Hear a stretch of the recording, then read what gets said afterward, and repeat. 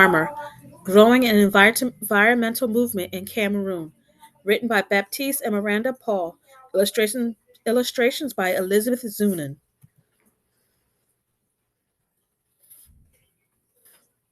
This is northwestern Cameroon. Green, wet, alive. The rainy season has begun. A young boy arrives at his grandmother's farm. His feet squish between rows of cabbage and beans. His small hands plunge into the dirt. She! Oh, Tonto! His father laughs. His grandmother laughs too. They do not stop him. They understand his joy. Tanto rummages through grandmother's market basket. A sharp smell fills the air. Onions! He wonders if he can grow them by himself. He sneaks them under a banana tree. Each day, when he checks on his secret garden, the greens have shriveled a little bit more. Eventually, the bulbs dry up. Why won't they grow, Makofu? He asks his grandmother. They need sunlight and earth, she says, and most importantly, water. She explains that nature has its own ways of working. Tanto wants to learn more. He wants to learn everything. When he begins school, Tanto drinks up facts and figures faster than his teacher can pour them onto the chalkboard. His hand shoots up like a stalk. Teachers frown. Too many questions. Students giggle. What's so interesting about plants and dirt and weather? As a teenager, Tanto is still fascinated by nature. Tanto's father is sick, but he finds a way to buy his son a shovel and other gardening supplies. Tanto uses these tools every day and keeps record books of the seeds he's planted and how long each one takes to grow. He shows his biology teacher, Mr. Ken, his records. His classmates give him a nickname, Farmer. It's not a nice name. It's a name that is meant to make him feel as low as the dirt beneath his feet. But Tanto loves the dirt. He loves the texture of roots. He loves the smell of dark, wet soil. He loves the corn it can grow and the fufu it provides for his brothers and sisters, especially now that his father is dying. One morning, he makes himself a new school uniform. He puts big letters on the front: Farmer. Tanto wears his shirt to school for the rest of the high school. His older brother shakes his head. Farmers are very poor. His brother urges him to do well on a special upcoming exam so he can provide for the family. If you get good marks, you can work in an office, be a police officer, or a teacher. On the day of his exam, Tanto considers his brother's advice. Their father has died, and his brother is now the head of the family.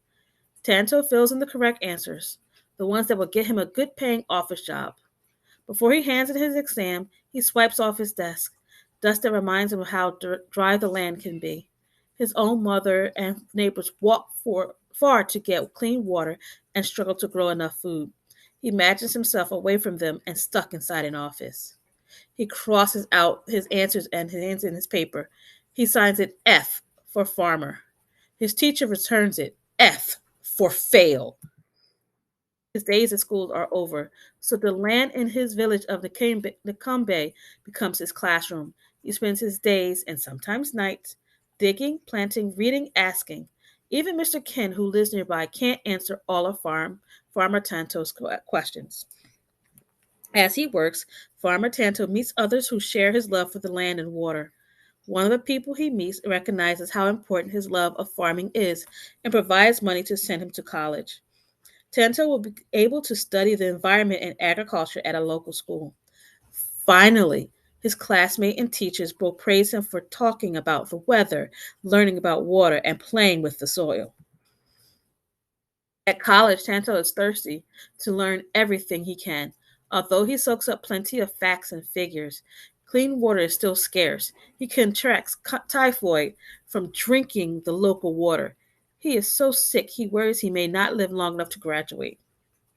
For 7 years, medical doctors and local healers use their knowledge, medicine, and herbs to make Farmer Tanto feel better. During his recovery, he thinks a lot about his future and the future of his fellow Cameroonians. No one should die from drinking something that is necessary for life, water. After he is better, Farmer Tanto gets a chance to continue his studies in the United States. There, he finds out about new ways to save the rain, find clean underground drink water, and grow garden and crops without poisoning the soil and the wells. Back in Cameroon, Farmer Tanto is eager to use what he has learned. People are still getting sick because they don't have clean water.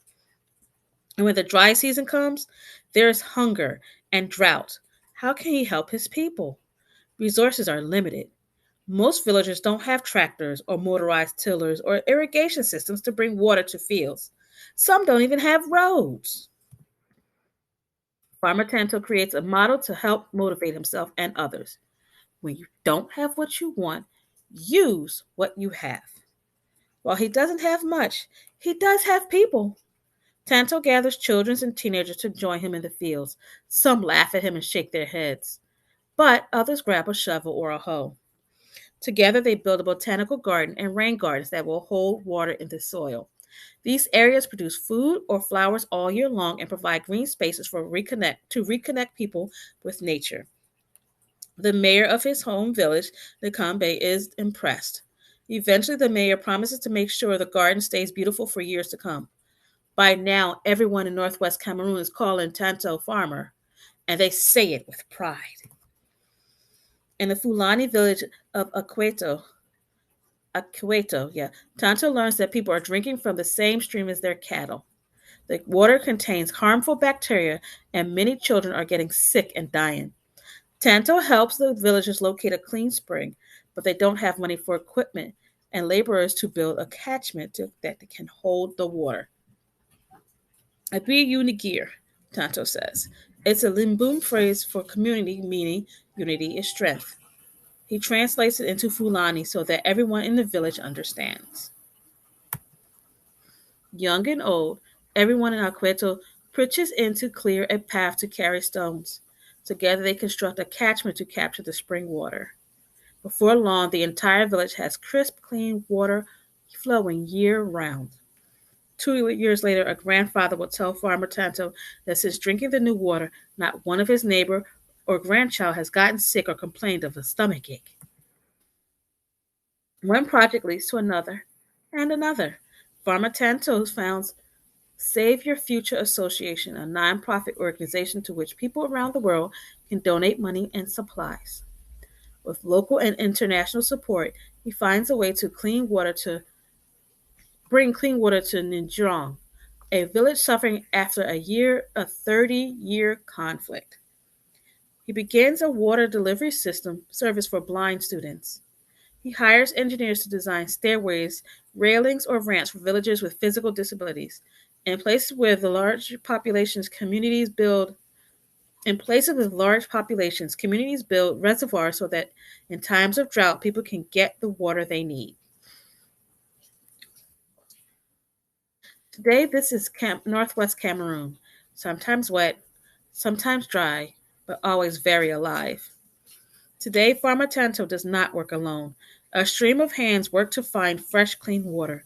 A trickle of hope runs through many villages, and a crop of young farmers who are proud to be farmers are digging in, planting ideas, and growing a movement.